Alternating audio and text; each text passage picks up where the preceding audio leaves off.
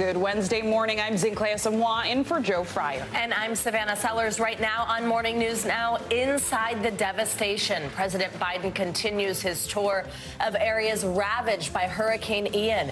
Today, heading to Florida's southwest coast where the deadly Category 4 storm first made landfall here in the U.S. What we're expecting to see from the president and Florida Governor Ron DeSantis as two potential opponents in 2024 work together following the disaster. Turning the tide, more firepower is headed to Ukraine this morning as the Biden administration looks to capitalize on the country's latest counteroffensive against Russian troops, announcing an additional $625 million in military aid. More on what exactly is in this latest package as Vladimir Putin pushes for annexation. Also this morning, retweet in a stunning reversal. Billionaire Elon Musk is now reviving his original offer to purchase Twitter. But there's a catch. What the $44 billion deal could mean for the social media giant and your experience while using it. Good morning. Thanks for being with us on this Wednesday. And we begin with President Biden's visit to Florida, set for later today to get a look at a first-hand look at the damage left behind by Hurricane Ian. That's right. It was a week ago today that Ian made landfall in southwest Florida. And now each day that passes, hope for finding survivors fades. The number of people confirmed dead is now 105, but the search is ongoing. Rescue crews are continuing to comb through the hardest hit areas in Ian's path, like Lee County. But the sheriff of Lee County is indicating that very soon this will transition from a rescue mission into a recovery mission. People are still struggling to get basic necessities and reporting confusion over how to apply for FEMA aid. Governor Ron DeSantis announced the state's first disaster recovery center opened yesterday in Fort Myers, with more centers set to open in coming days. President Biden is expected to meet with Governor DeSantis when he arrives in Florida today. And despite the tragedy, there will be an undercurrent of politics in this visit as the two potential presidential opponents work together to help Florida recover from Ian. For more on this, we have NBC News correspondent Dasha Burns and NBC News Capitol Hill correspondent Ali Rafa. Good to see you both. So, Dasha, let's start with you. I know you're on the ground there, and according to the Washington Post, nearly 3,000 people have been affected by the storm, and they're staying at around 22 shelters. You're actually at one of those shelters, Hertz Arena. Tell us about what you're seeing, what kind of assistance people who are displaced by the storm can actually receive there. Yeah, Zinklea, you know, nobody ever wants to come to a place like this. Most people don't think they'll ever need to come to a place like this, but boy, is it important to have a place like this and these resources when disaster strikes. And I want to tell you more about what's going on here, and I want to bring in Lori Arnold with the Red Cross here. So, Lori, walk me through what kinds of resources you're providing here and who's here, how many people are here, what's going on?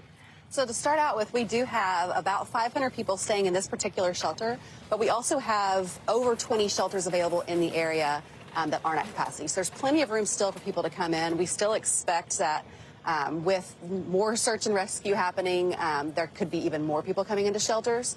Here in our Red Cross shelters, and we work with our community partners to bring in medical supplies for people who've lost their medications. We have 3 meals a day, safe place to sleep. And ultimately, we also want to bring people comfort and hope home and make this feel like they're home while they're displaced. And speaking of home, I mean, a lot of people lost everything. They're trying to figure out how to get their lives back. How long do you expect to be open? So at the moment, it's still really early. It seems like the hurricane happened last week, but it's still very early in our recovery stage. And so we are still looking to see how long people are going to need to be here. But I can say that we will not be sending anybody home before it's time. We will have these shelters open as long as necessary.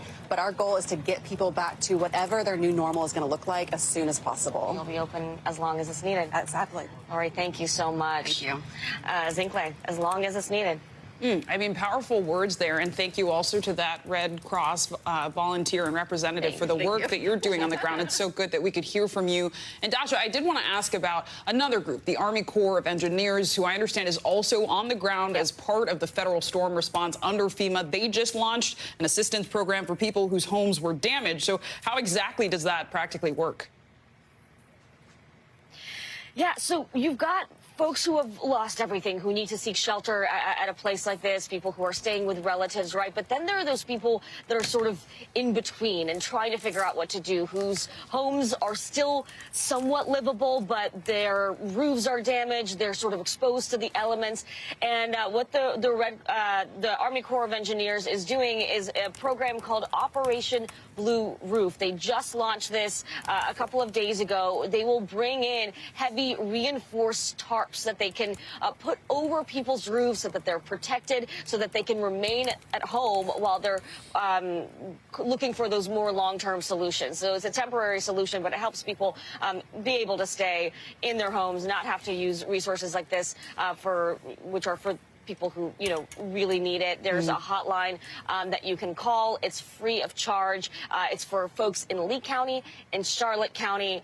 Call this number. Army Corps of Engineers will be there. Help fix your roof. Really important there, Dasha. Thank you. And Allie, I want to bring you in because, as I said earlier, President Biden is set to visit Fort Myers, one of the hardest hit cities, and then he will deliver his remarks. What are we expecting him to talk about? Yeah, good morning, Clay. We expect President Biden to fly into Fort Myers later today, and he'll then receive this briefing from Florida's Republican Governor Ron DeSantis, as well as the FEMA administrator. The AP is also reporting that Florida Senator Rick Scott will also join state and local officials during this briefing.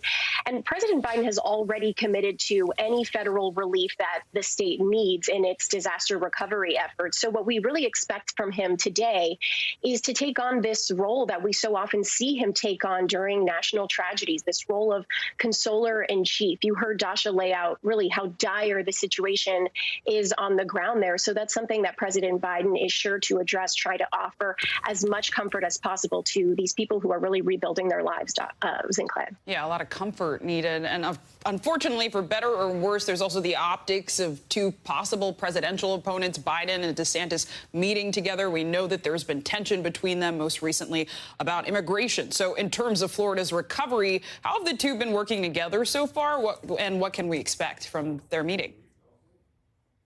Yeah, so this won't be the first time these two have met in person. They actually met for the first time last year during the Surfside condo collapse in South Florida.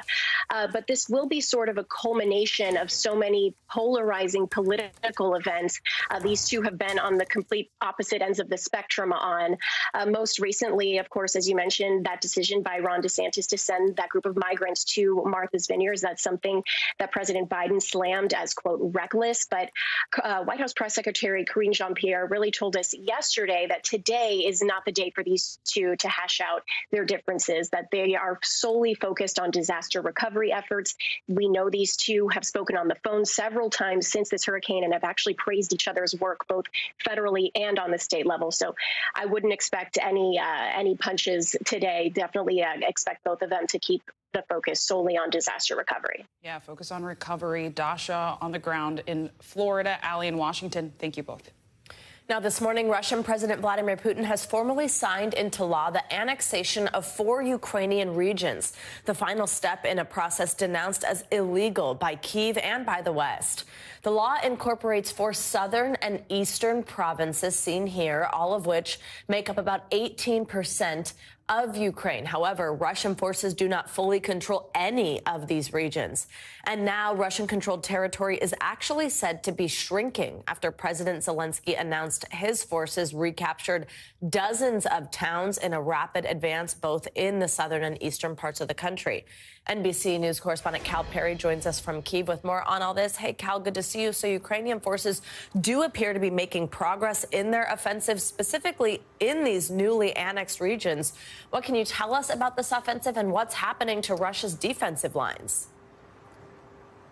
Well, if you take the Ministry of Defense here in Ukraine at face value, the progress has been absolutely stunning. Since we last spoke, it's possible that they've moved those Russian lines in the southern part of the country some 10 miles. And we're talking specifically about the area in and around Herschel. You would have seen it on that map that we had. It's sort of one of those southern provinces. And that seems to be where Ukrainian troops have had a bit of a breakout, where they've been able to penetrate some of those Russian lines. You see there Herschel, just north of Crimea, just south of Zaporizhia. And that, again, is where we understand the largest gains are being made. And these are strategically very important cities. These are either spur rail line cities where you can get equipment in and out, or these are, in the case of Herschel, this is a city right on the Dnipro River. So the idea would be to push Russian soldiers across that river and then be able to continue to move these lines. All of this coming just before winter sets in the eastern part of Ukraine. It's very clear that the Ukrainian military is using momentum and speed to try to push these forces back as quickly as they can, and they are leaving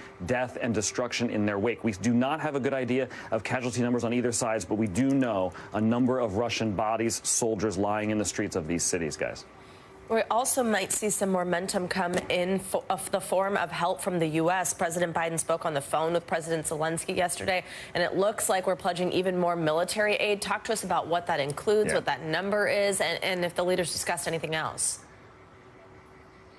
So $650 million of further military aid, and we're talking specifically about what you see on your screen there. These are mobile artillery, long-range rocket systems. This is something that the Ukrainian military has been asking for months, and it will allow them, as they say, to continue to push back these Russian troops, but not just push them back, keep them back. And the thing about what you're seeing on your screen is these systems run in vehicles. They're not track vehicles. They run with normal tires, so they can run and be run by a small crew. They're very mobile. They're very effective, and I will add the training of which these Ukrainian soldiers are receiving is expert Western training to use these systems and to bring them down on the Russian forces that are across that river, guys.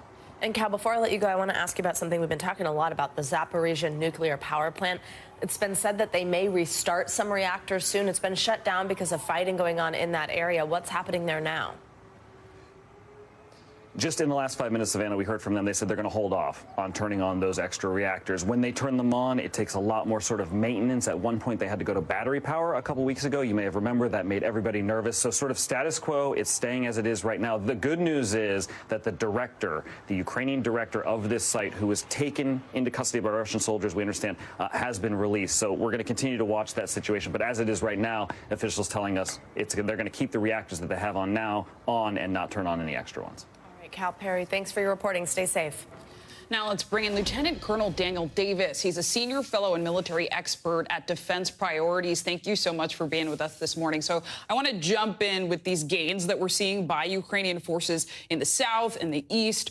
Are you surprised at all by these latest battlefield developments, especially given the size of Ukraine's team?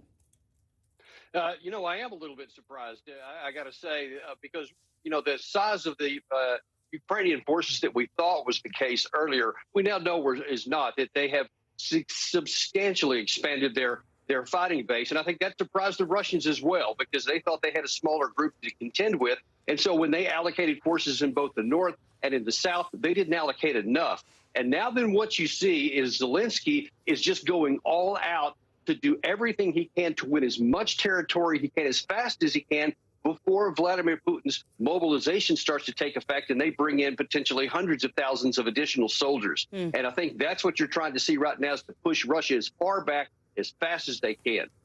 And you're talking about an increase in manpower. We've also heard about an increase in funds. The U.S. is pledging an extra $625 million in military aid. And just yesterday, we actually spoke with a guest who said the West should not back down its support for Ukraine despite these annexations and Russian warnings. So you, though, wrote an article for NBC, an op-ed recently, that aggressive U.S. support risks a dangerous escalation. So what do you think the West's position should be? Yeah, I think that the White House recognizes this. And you saw with that package today, they sent 4 more HIMARS and 16 more 155 millimeter and 16 105 millimeter howitzers, which are good for defense, but that's not like large numbers that would be necessary to really push the issue. Also key, what's not in that package is ATACMS, which is the very long-range rocket systems that can strike into Russia. So I think Biden is careful that he's trying to thread that needle, that he wants to help Ukraine, but he doesn't want to risk provoking the worst thing for American national interest at all, and that is the use of a nuclear weapon in Ukraine. Absolutely. Nuclear usage, bad for everyone. And in the wake of these annexations, I know President Zelensky signed a decree making it essentially impossible for talks with President Putin.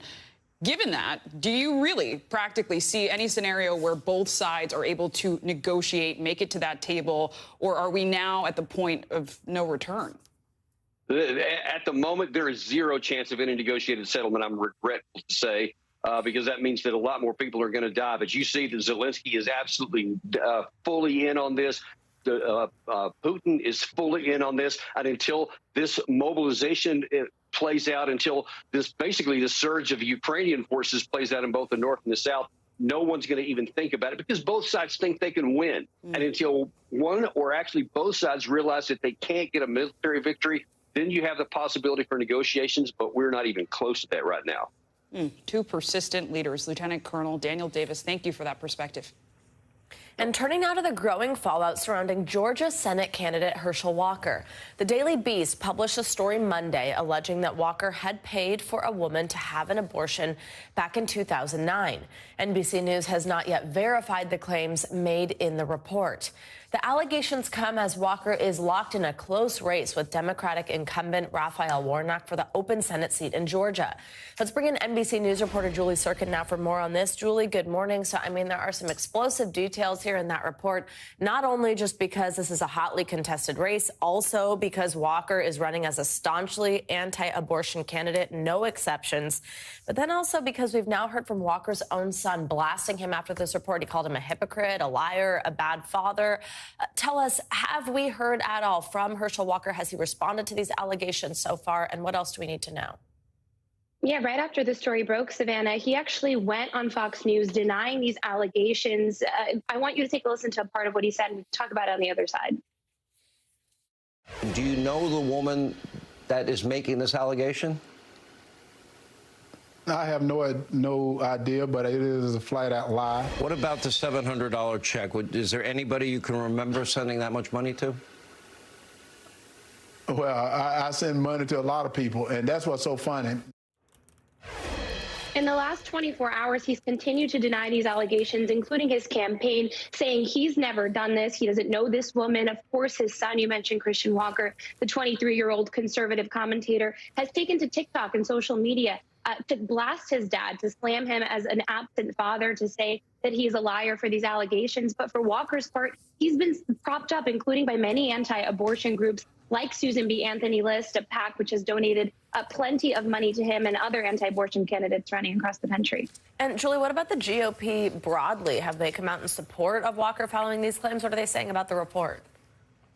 As long as Walker is going to deny these allegations, the Republicans are going to continue to line up behind him. That's because 5 weeks out from the midterm elections, that's their candidate in Georgia, one of the closest watched races across the country in the battle for Republicans to take back control of the Senate. I want to read you a portion of a statement from NRSC chair spokesperson saying, quote, Democrats are losing in Georgia and are on the verge of losing the majority. So they and their media allies are doing what they always do, attack Republicans with innuendo and lies. This, of course, is chaired by Senator Rick Scott. It's the campaign arm of Senate Republicans. So you can see Republicans lining up, including, I'm told by sources, potentially going on the campaign trail and joining Walker in these critical last few weeks.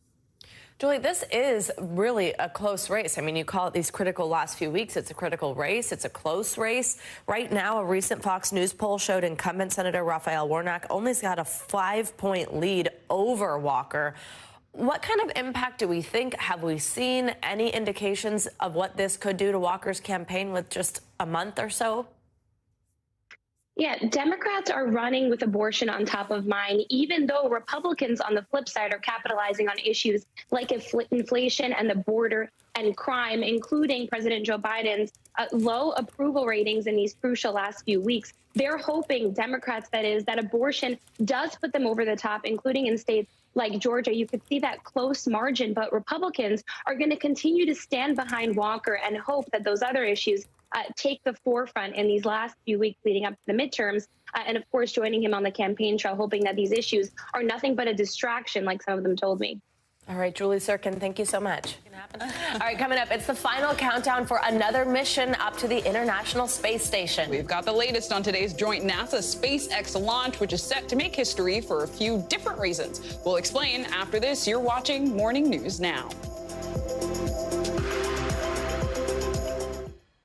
Welcome back. After much delay, NASA's SpaceX mission is set to launch today at noon. Yes, and although this is SpaceX's fifth crew rotation flight to the International Space Station, this mission is set to be one for the history books. Joining us now is NBC News correspondent and MSNBC anchor Lindsay Reiser at the Kennedy Space Center and former NASA astronaut and senior advisor for space programs at the Intrepid Museum, Mike Massimo. Thank you both for being here. So, Lindsay, let's first start with you. As we just mentioned, this mission will make history in multiple ways. Can you tell us a little bit about that?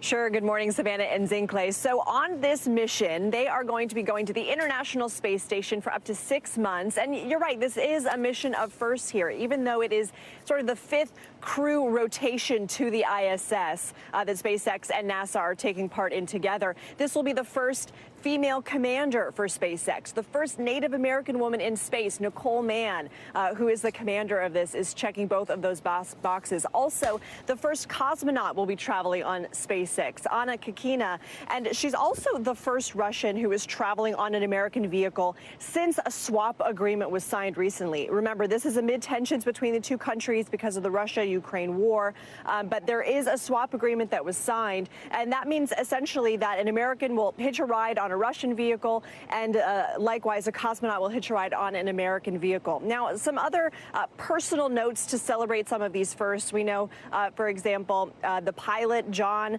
his kids helped design the patch that's on their uniforms. We also know Nicole Mann will be bringing a dream catcher that her mom gave up with her. Let's go ahead and listen to what Commander Mann has said about the mission.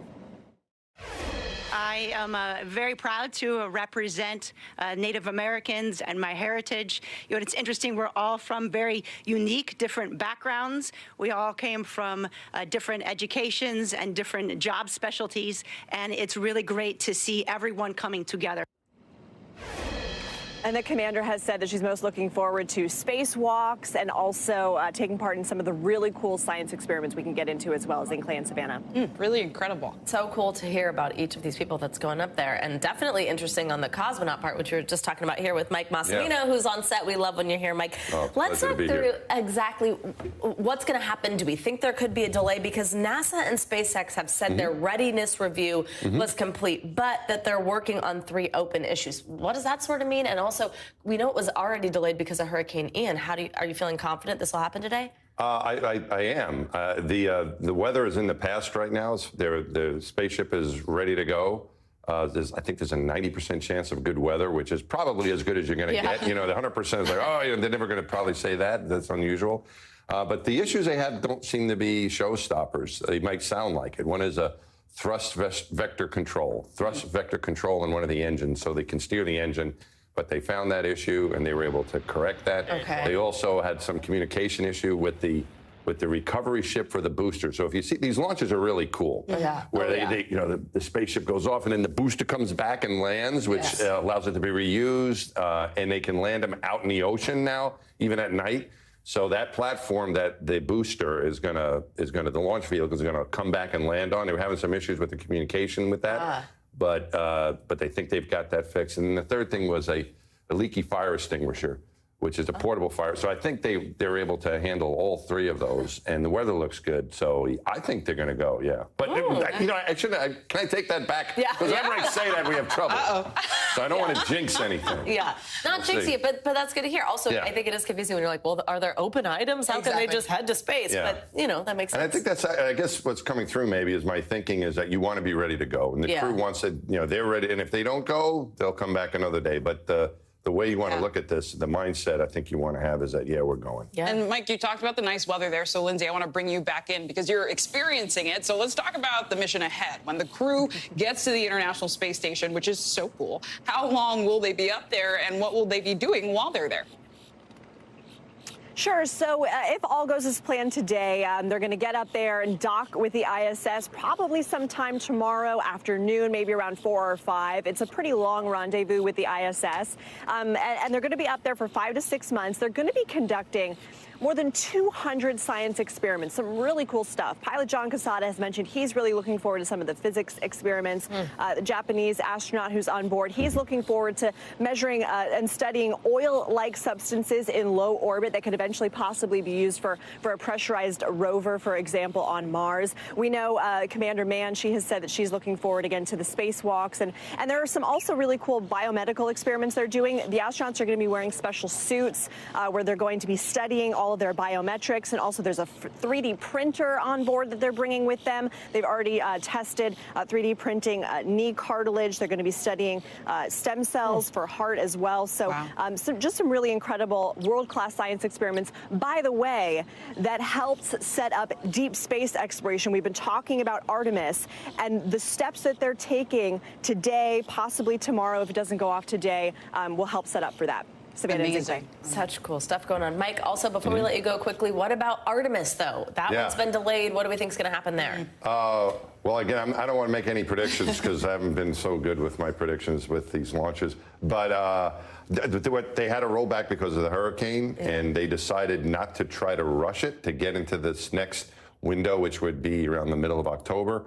They're going to. So it seems like there's a what it is you have about a 2-week window to go. And then a 2-week window the way you can't go because the moon's not in the right place. And then another 2-week window. So they're going to wait until mid-November to look at that next window where they can go. So we'll see. We'll see if that comes off. But that's because right now the rocket looks good. The spaceship looks good. It's in the barn, though. It's in the vehicle assembly building, so they have to bring that back out.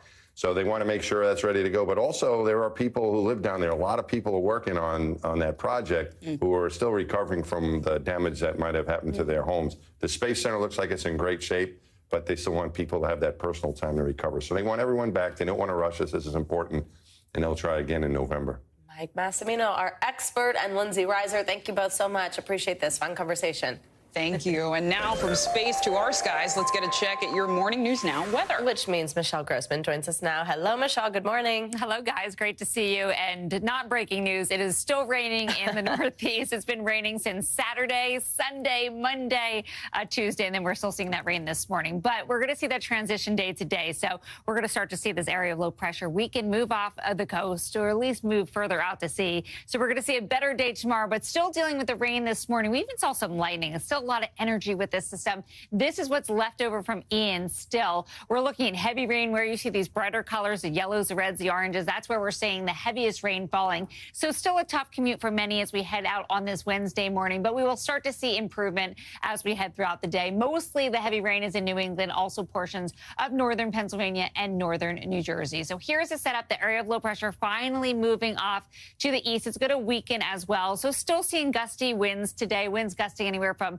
15 up to 25 miles per hour. Still cool, not quite as chilly as yesterday, but well below normal for this time of year, about 15 degrees below what is typical for this time of year. And we'll see those showers lingering across eastern New England. That's going to be the last spot that's going to get rid of those showers. So not a whole lot of rain still expected. That's the good news, but we could locally see up to an inch of rain where we see those heavier downpours. Otherwise, we're looking at a quarter inch, half an inch, but that's on top of 8 inches that fell over the past 3 days. Here are the winds gusting. We saw winds gusting up to 35, 40 miles per hour yesterday. Better today, closer to 25 in Islip, Atlantic City, 22 mile per hour wind gusts. And that's going to be the general theme throughout the day. It is cool, though. We have that area of low pressure that I just talked about. That's funneling in the cooler air from the north, so keeping those temperatures below normal. And then to the west, we're above normal because we have high pressure in place. That's what needs to move to the east and kind of warm us up.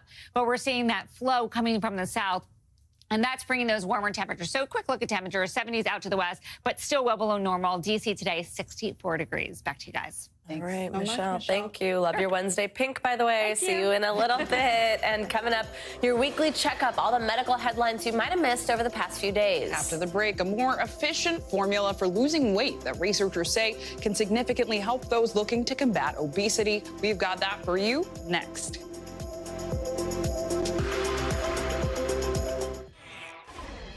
Welcome back. For years, the DEA has been battling a rise in fentanyl, a drug that has been killing thousands of Americans.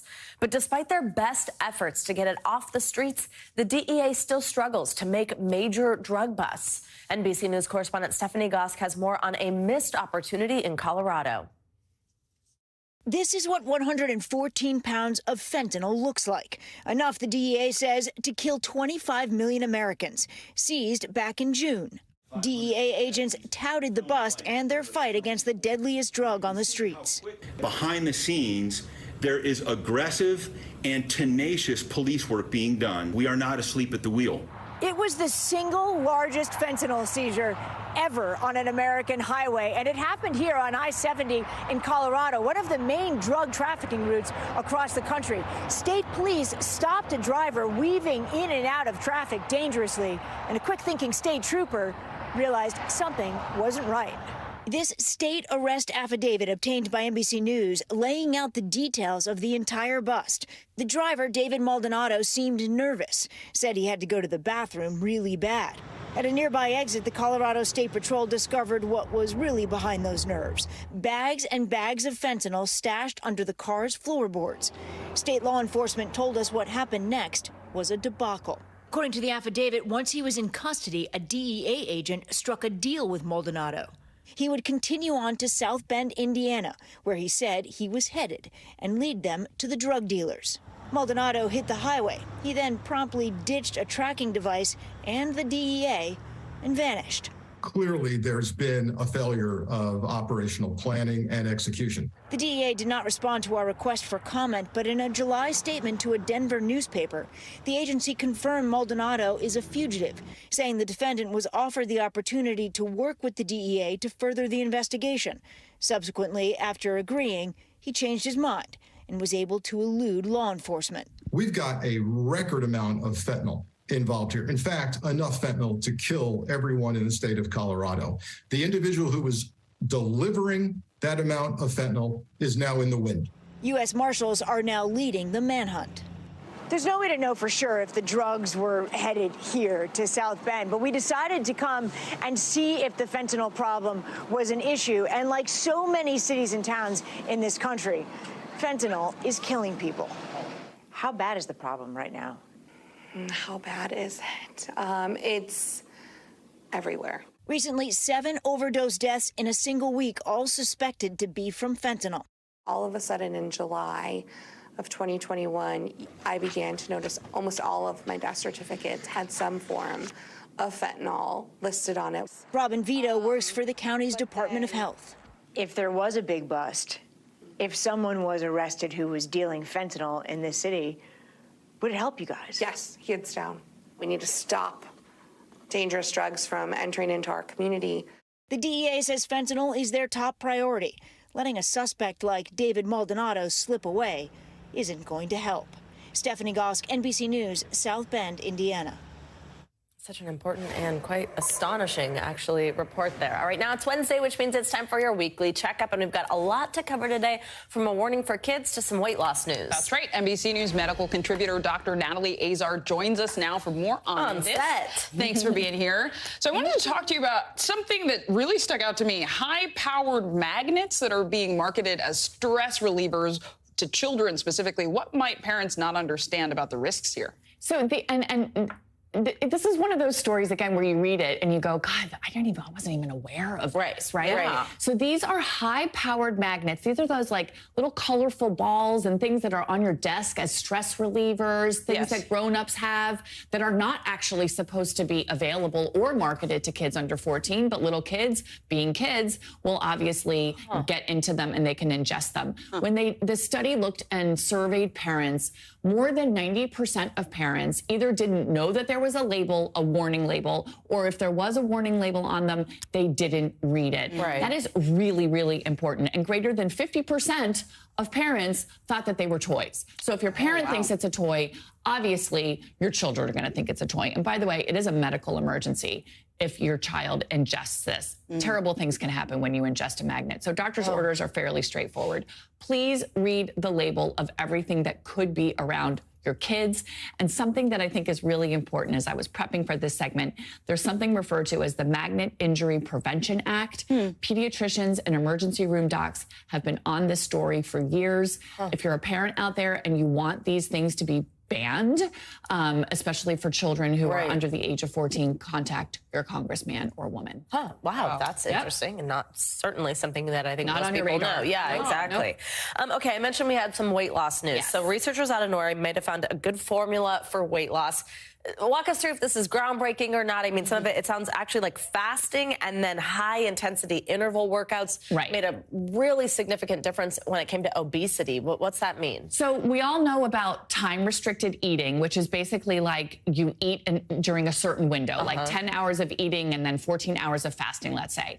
We know that that works. We also know that high-intensity interval training also works in terms of your cardiometabolic health, as we refer to it. Well, what about both of them together? And that's what this study was really looking at. And what they found was essentially that the two things together was better than nothing in terms of helping women with their glycemic control, i.e. their blood sugars. And doing it together, time-restricted eating plus HIIT, was better than either one alone in terms of reducing fat. So the take-home message is kind of pretty easy. We know, like, this is also time-restricted eating is another way of saying intermittent fasting. It has a lot of potential benefits, but it's important to talk to your doctor. For example, we don't necessarily recommend that pregnant women do time-restricted eating or things like that. So you need to know. The other thing that's I guess, a definition of what does vigorous mean, right? Because it was basically 35 minutes 3 times a week. Vigorous exercise, you can't really have a conversation while you're doing it. Right? Moderate exercise, you can. You can take a walk with a friend and you can have a conversation. Vigorous, you can't. You can't have a conversation and do vigorous exercise at the same time. It's a good indicator anyone can use. Fascinating. Okay, our last headline, a study viewers may have missed, shows that paid parental leave isn't just good for parents, but can actually save the lives of babies. Save the lives of babies. So this was a study that looked at the state of California between 2004 and 2008. They found that having 6 weeks of paid maternity or paternity leave helped save the lives of over 300 children. Doctor's orders are very important. You need to talk to your employer if you're concerned or you're interested in what your company's plan is for paid maternity or paternity leave, because guess what?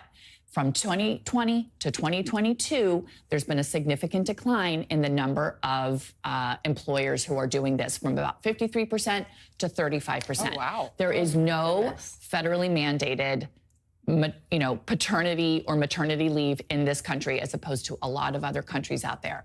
Only 11 states plus DC offer it. You need to know what you're getting into. Sometimes you can be sort of wooed by a very large salary and then realize that you have no paid parental leave. These are things that you should know about if you're starting a new job, and certainly if you're at your current work, you want to know what your policies are. We got to go, but just really quickly, is that just because the parent was more able to be more present, that the baby was safer? Baby was safer. Yeah. Especially for married women and also for young boys. It all has to do about infant safety. Yeah. All right, Dr. Azar, always great to see you. Thank you so much. Thank you. And coming up, the deal is back on. Billionaire Elon Musk once again wants to buy Twitter. We'll take a look at what that $44 billion offer could mean for the app and your experience next.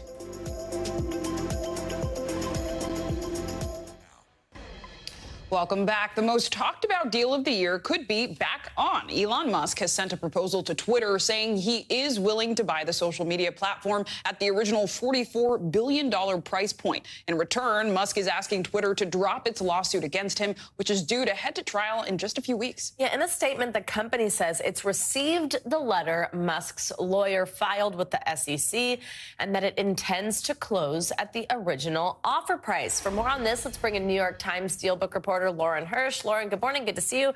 So first, I just want to do a little bit of a recap here because there's been a lot of back and forth. So first, Twitter sued Musk over the summer to force him to buy the company. This was after Musk had said he wanted to, but then he argued that Twitter refused to turn over this data about spam and bot accounts, just how many were actually on the site. So then Twitter accused Musk of breaching the purchase agreement.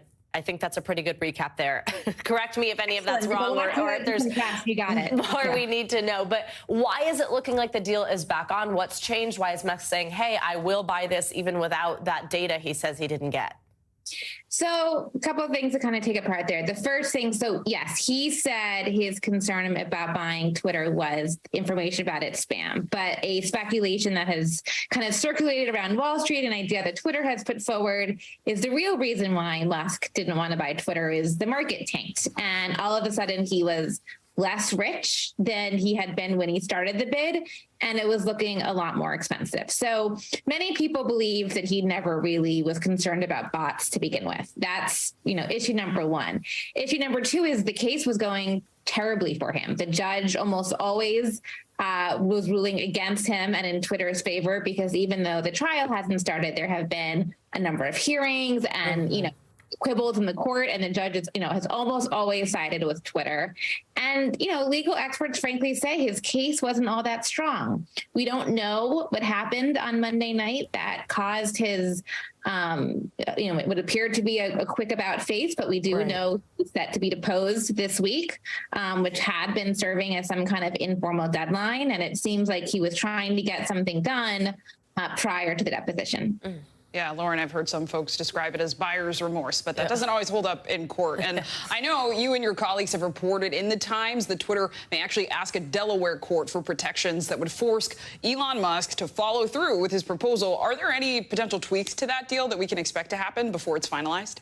So the most important thing is Twitter does not want to be back in this position. And, they have the ball is actually in their court, and they have the power. They have this lawsuit over Musk right now that they think is quite strong, and many legal experts agree. So they're not going to agree to stay that litigation, to kind of put it on hold, unless Musk agrees to certain things that gives Twitter confidence it can close the deal for sure this time, and at the agreed upon price. So yes, you had mentioned asking a court to oversee it. So if basically it's a deal, becomes almost a deal between Elon Musk and the court. And the court says, I'm overseeing this deal, you better close it.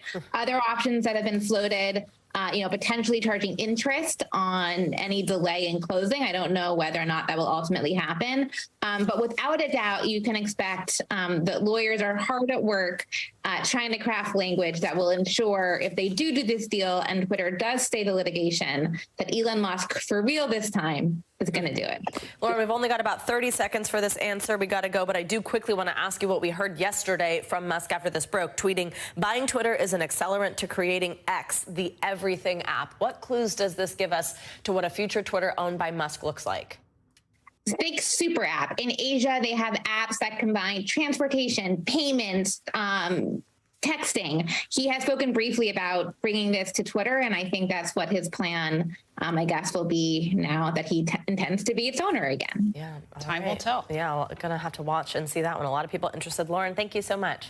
Thank you for having me. Now to our financial headlines and a new survey that reports global experts are still anticipating a recession. CNBC's Silvana Hanau joins us with that and other news. Hey, Silvana, good morning. Hey, guys, good morning. Yeah, so global CEOs are expecting a recession in the next 12 months. That's according to a new survey by KPMG. And more than half of them anticipate the slowdown will be mild and short. A majority of CEOs polled warned that increased disruptions, like a recession, could make it difficult for their businesses to rebound from the pandemic. But the CEOs expressed more optimism compared to the start of the year. Amazon is freezing hiring for corporate roles in its retail business. Amazon is the latest company to reevaluate its hiring plans amid concerns over an economic downturn. Several companies, including Google, Apple, and Meta, have announced they'll slow or temporarily pause hiring.